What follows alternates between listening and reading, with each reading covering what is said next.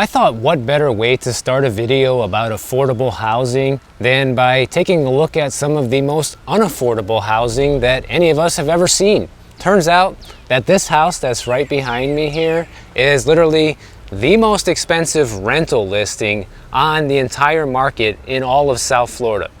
This home is for rent for a whopping $350,000 per month. And you know what's funny, guys? We look at the difference between what it costs to rent and own a place, right? The difference in cost here. Well, check this out. This house is also for sale for $76,500,000, and the monthly payment on something like that will cost you in the neighborhood of $470,000 per month, and that is with a $15 million down payment and $53,000 a year property tax bill and a $26,000 a year homeowner's insurance bill, which I think are grossly underpriced if you're paying $76 million for a house. And it's funny because all this came up because I saw a story about Donald Trump is listing his Palm Beach mansion for rent right next to Mar-a-Lago over in Palm Beach. And that house, they're asking $195,000 a month for, which is Trump change compared to a house like this.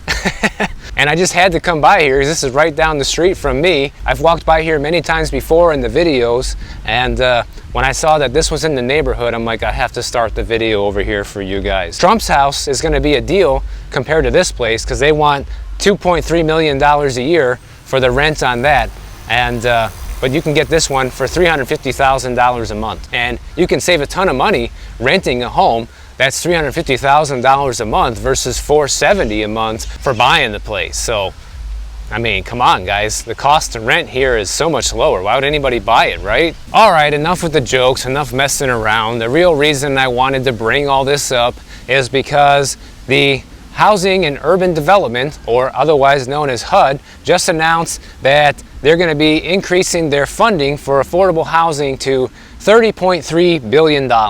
And this is for the Housing Choice Voucher program for 2023. So this is pretty much a 10.5% increase over the budget from 2022 into 2023. And the main reason for this is rent inflation. So you can think of this affordable housing bill as people that get housing vouchers like Section 8, for example, and need help paying the rent. More than half of the people that receive these vouchers are senior citizens or people with disabilities, sometimes even disabled veterans, and they're saying the rest of them are all working families with children. So basically, HUD is coming out and saying that we know there's a housing affordability crisis and that this funding is going to help people who are struggling to find a place to live, because with the rent inflation, a lot of people weren't even able to use their vouchers last year because the gap between what the voucher covers and the actual rental price is too high. This is what HUD said. This funding will help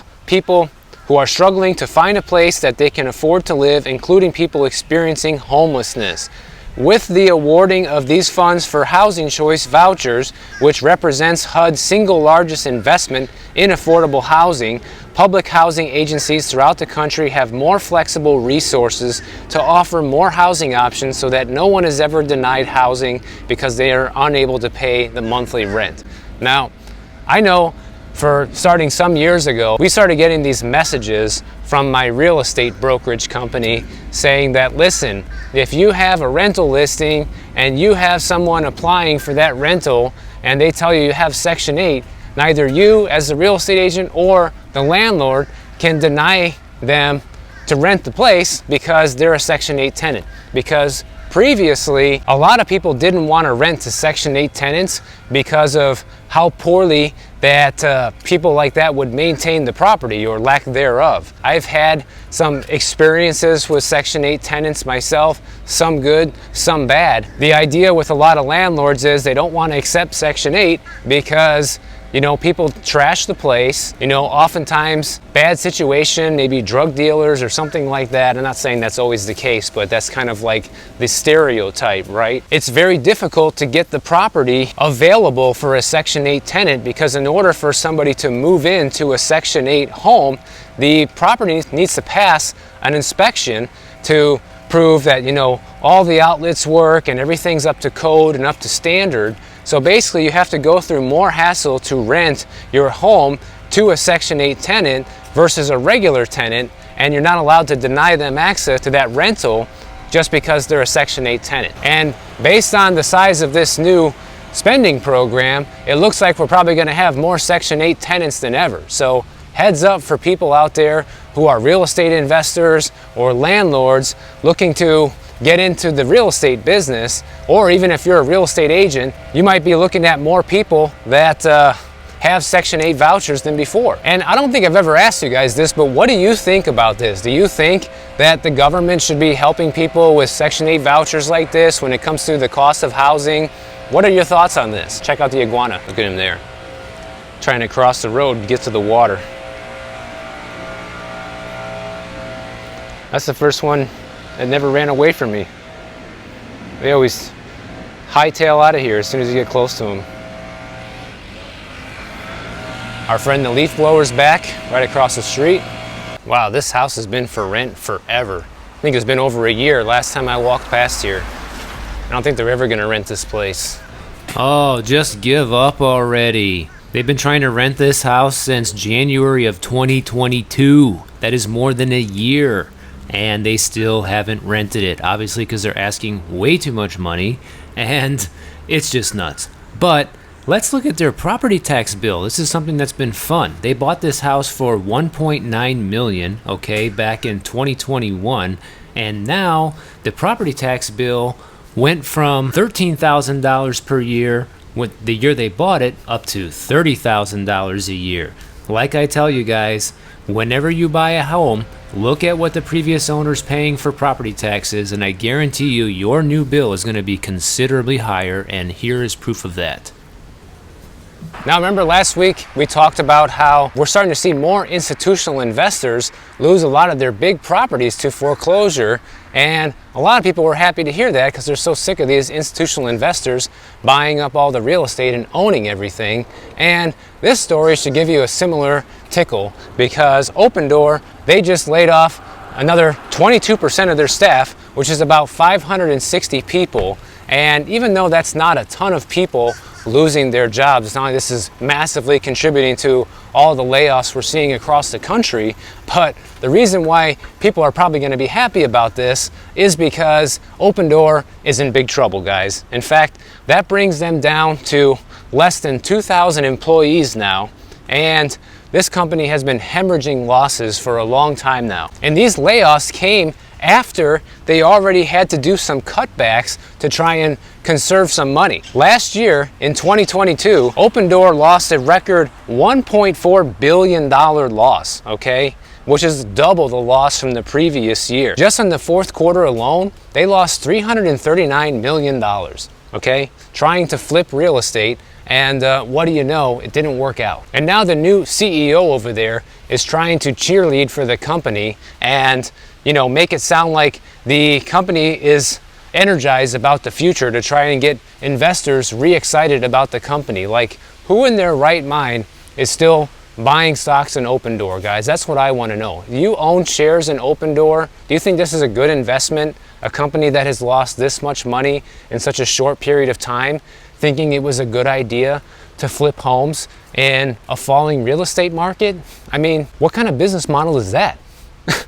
Apparently not one at all. Otherwise, these guys wouldn't be hemorrhaging billions of dollars. And you know what's the real funny thing about this is everyone laughed at Zillow when they decided to give up the iBuying business back in 2021. They had to lay off 25% of their staff back then. People looked at that and said, oh, you snooze, you lose, Zillow, because now all the business is going to Opendoor and OfferPad, and they ended up gaining more market share because Zillow decided to tap out. That ended up being a blessing in disguise for Zillow. Turns out they probably got out at the right time because Opendoor sold about 7,500 homes in the fourth quarter, which is a 23% decline from the previous year. And it also took an average loss of $28,000 per home compared to a $16,000 gain on home sales the previous year. So think about how much things turned around for Opendoor in 1 year. They went from profiting $16K per deal on average in 2021 to losing 28K per deal just a year later in 2022. So not only did that wipe out the profits that they made, but it also put them in the negative. It put them in the red because you're losing double on each house compared to the profit you were making before. Now, I think people are always going to be able to make money flipping real estate, especially on a smaller scale. People that know what they're doing, they know which type of properties to look for, they know which properties are undervalued, they know how much it's going to cost to flip it into shape and turn around and sell it. And people like that are probably always going to be successful at flipping properties. But this whole failure with the iBuyers is a huge wake-up call that this is not a sustainable business model. And for these guys to think that they're just going to continue in this business and find a new way to make money, they're done, guys. I'd be surprised if a year from now we even have a company called Open Door. It's about to be closed door permanently. That's what I'm thinking. Because if you ask me, there's just no way that you can continue a business model like this. And how are you going to convince your investors and shareholders to pour more money into a failing business? I mean, I think this is the same as people pouring money into FTX right now. That's what it sounds like to me. It's just as doomed as them. So you own Open Door shares? You've been warned. Now, since this video is mainly centered around affordable housing and what people need in order to survive, let's take a look at retirement again. Because there was a new study that came out that says that people who are 45 years and older says that it'll take about $1.1 million for them to retire.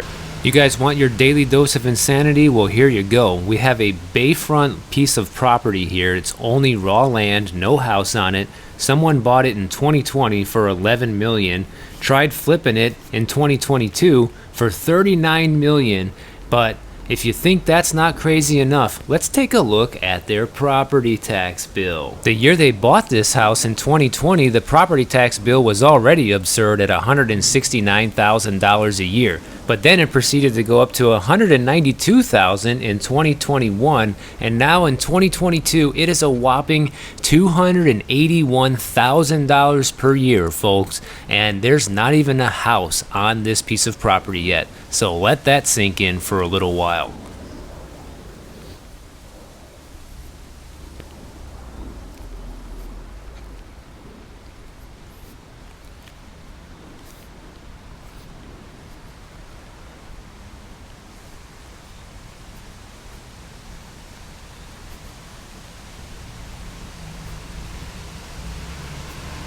Now, this survey was, like I said, done on people 45 years and older, and they all had a median household income of roughly $75,000 a year. When they asked millennials the same question, they said that they think they'll need about $1.3 million to retire. And you know what's interesting about this is these numbers that people are saying that they think they need is actually lower than what the experts recommend for people to actually be able to retire comfortably. People who actually think this through a little bit more say that they need anywhere between $3 million to $5 million to retire comfortably, guys. And the sad part about this is, 99% of the people are never gonna make it to this point. And I was even thinking that myself, even when I heard about people that, say 1.3 million, 1.1 million to retire. That doesn't really sound like enough money. And you know what I always think about? I always think about back in the day when I was a kid growing up, and McDonald's used to have that Monopoly board game. They used to give you these little stickers that would peel off of the French fry boxes and the drinks, things like that. And they had this thing going on for years where if you got the Park Place and Boardwalk stickers, then you would win $1 million from McDonald's. And there was like a little sort of lottery. And they had smaller prizes in between for getting, the smaller game pieces and things like that. But I remember thinking when I was a kid, even my family, the same, like, wow, if any of us wins this, we're gonna be set for life. And that was like what? 25 years ago, something like that. And maybe back then that could have actually been true, but today I feel like that couldn't be further from the truth. Now, could a lot of people on a modest budget per year retire on 1.1 million? Absolutely.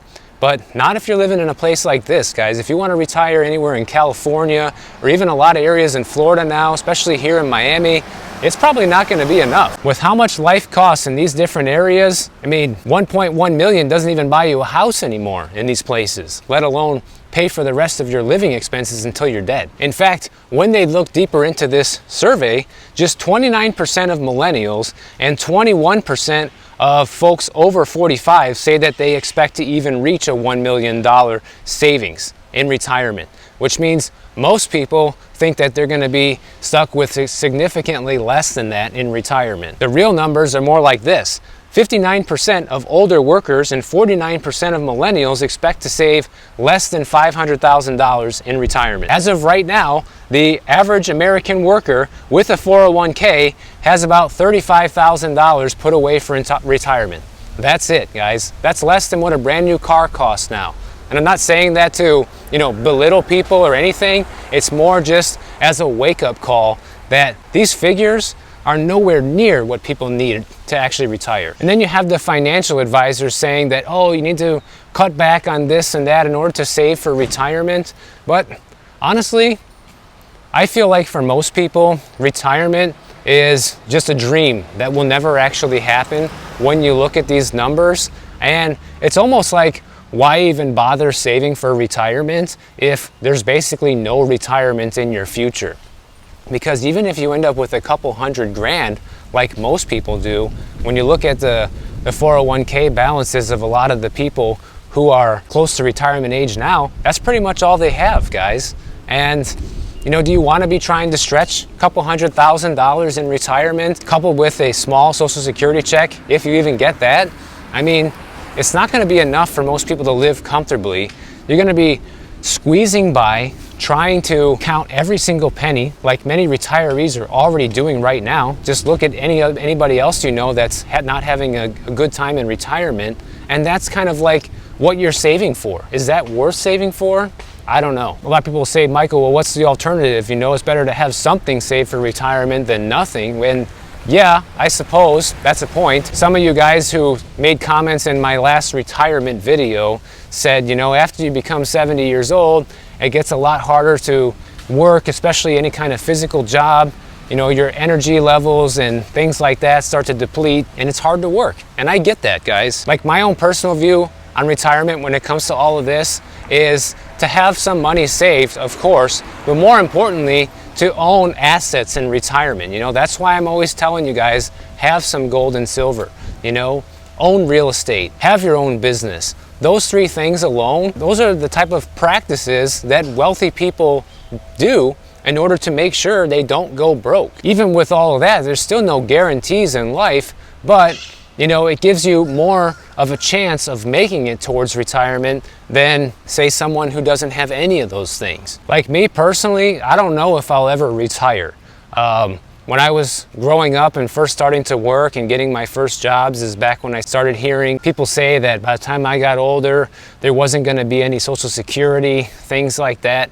And I realized after a few years of working that if I ever did want to retire, then you better make sure 100% that the entire burden falls on you. You can't be relying on anything like a 401k or Social Security payments or anything like that. So if you want to retire, Michael, then you need to make sure that you have yourself covered for retirement. And that's kind of always the way I looked at it since then. But now I kind of take a little more of a different approach to it. Like, well, if I have to work forever, then at least I should be doing something that I feel like I can do into old age. So making these YouTube videos, for example, I'm pretty sure I can still do this at 70 years old if that opportunity is ever available. I could always go back to selling real estate if I wanted to, which I definitely don't, but that would be more like a last resort option for me. I could start an entirely different type of business and try something new. Like, I'm always the kind of person where I look for new opportunities and I look for ways to move forward instead of move backwards. But I think I also don't really look at retirement the same way a lot of people do. Like, when I think of retirement,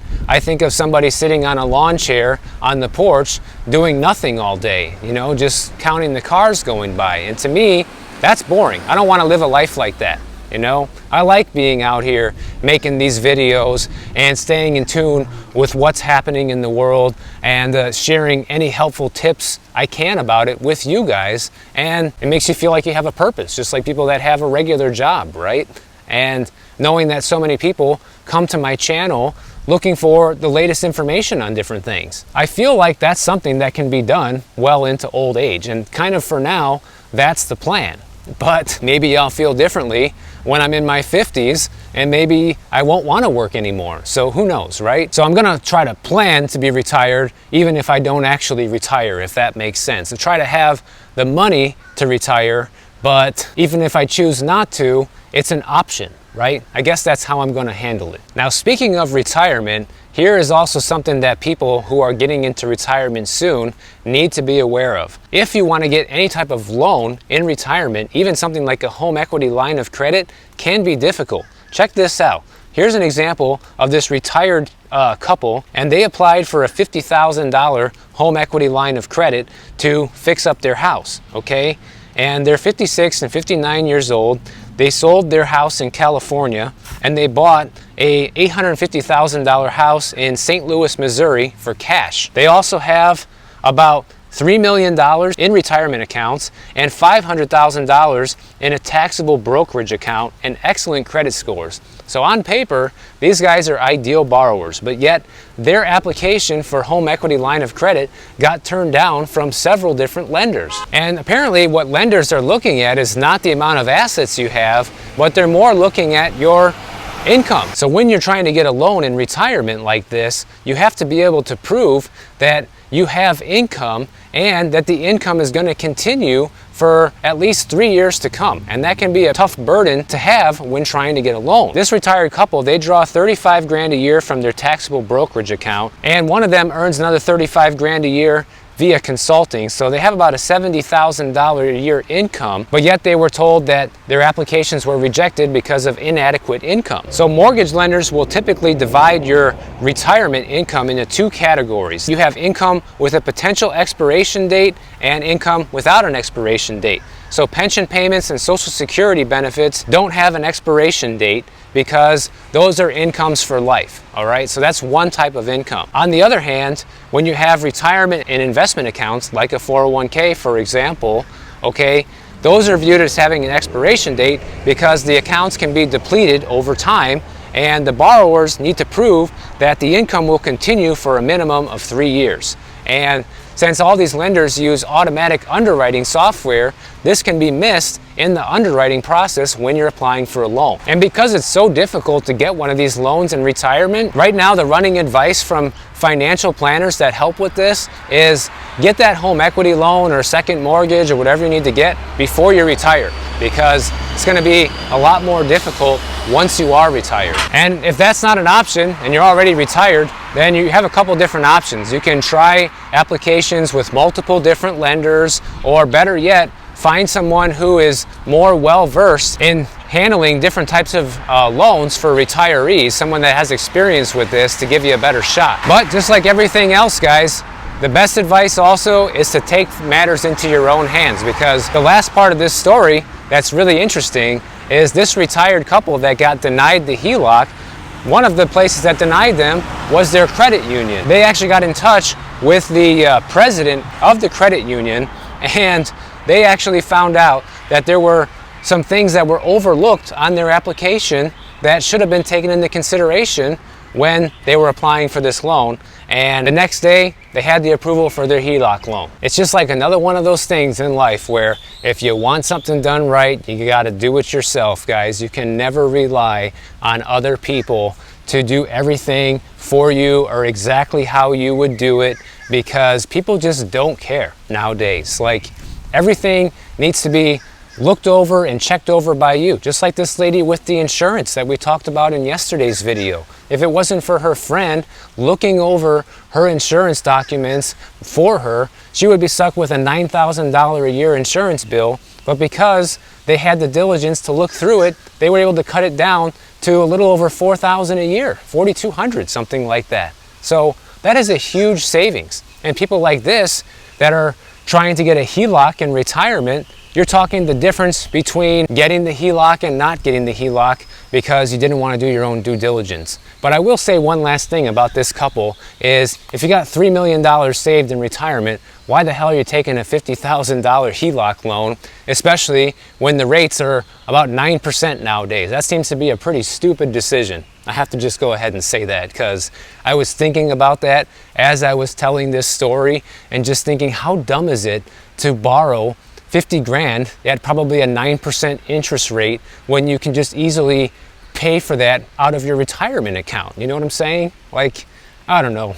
But hey, they were smart enough to build up a $3.5 million retirement portfolio, so what do I know? If you enjoyed this video, make sure you click the bell notification down below. YouTube will alert you every time I post a new video, and if you don't want to wait, check out my next one on the screen right over here, and I'll see you in the next one.